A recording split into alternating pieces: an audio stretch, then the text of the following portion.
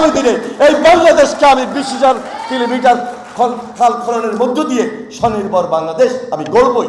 যেহেতু আমি নির্বাচিত, যেহেতু জনগণের সামনে আমার কমিটমেন্ট আছে, জনগণের সামনে আমার প্রতিশ্রুতি আছে, আগামী 5 বছরে 20,000 কিলোমিটার খাল আমাকে খনন করতে হবে। এই কারণে আমি করব। বিকাশ পেমেন্টে 10,000 টাকার বেশি অফার, শপিং চলছে তো। স্বনির্ভর বাংলাদেশ প্রেসিডেন্ট জিয়ার নেতৃত্বে যেভাবে আমরা করেছিলাম, ওইভাবে তার গভর্নরের নেতৃত্বে আগামী দিনে এই বাংলাদেশকে আমি 20,000 কিলোমিটার খাল খননের মধ্য দিয়ে স্বনির্ভর বাংলাদেশ আমি গড়বই। এটা আমার প্রতিশ্রুতি, এটা আমার কমিটমেন্ট। এই কমিটমেন্টটাকে এগিয়ে নেওয়ার ক্ষেত্রে আমি বিশ্বাস করি আপনারা আমাকে সহযোগী পার্টনার হিসাবে, বিশেষজ্ঞ হিসাবে সর্বাত্মকভাবে এগিয়ে আসবেন। তাই দীর্ঘদিন এই বাংলাদেশ অন্ধকার ছিল, আলোর মুখ দেখে নাই। আমাদেরকে আন্দোলন করতে হয়েছে, আমাদেরকে সংগ্রাম করতে হয়েছে। আমরা হঠাৎ করে এই দেশের রাষ্ট্রীয় ক্ষমতা আসে নাই।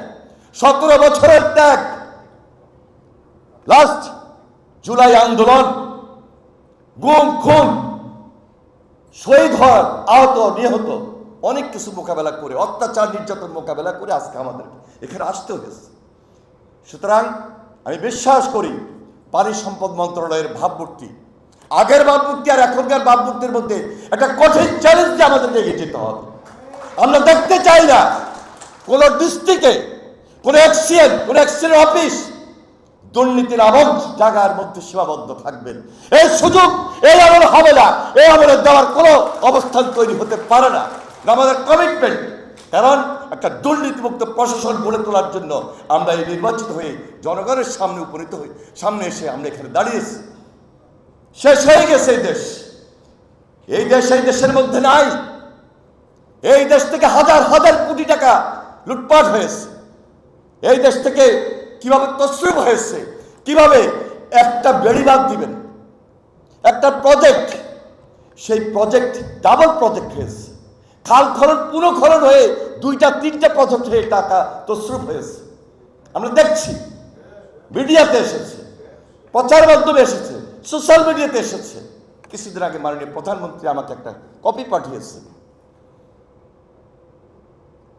সুতরাং এগুলা মনে রেখে যারা ইঞ্জিনিয়ার, যারা ডিজি সাহেব আছেন, এডিজি সাহেব আছেন, সেভাবে কিন্তু আপনাকে আপনার ডিপার্টমেন্ট চালাতে হবে। কোনোভাবেই যদি আমরা দেখি বিন্দুমাত্র সুযোগ আপনি নিয়েছেন এবং সেটার জন্য দেশের মানুষ ক্ষতি হবে, ক্ষতির শিকার হবে, দেশ ক্ষতিগ্রস্ত হবে, আমরা এই সরকার সেটা গ্রহণ করব না। কিন্তু বাস্তবিক পক্ষে হাজার হাজার কোটি কোটি টাকার প্রজেক্ট নিয়ে আসলে আমরা দেশকে কতটুকু দিচ্ছি, কতটুকু দিতে পারছি, কতটুকু দিতে পারবো, মানুষ তাকিয়ে আছে। আর নতুন সরকারের দিকে আরো বেশি তাকিয়ে আছে।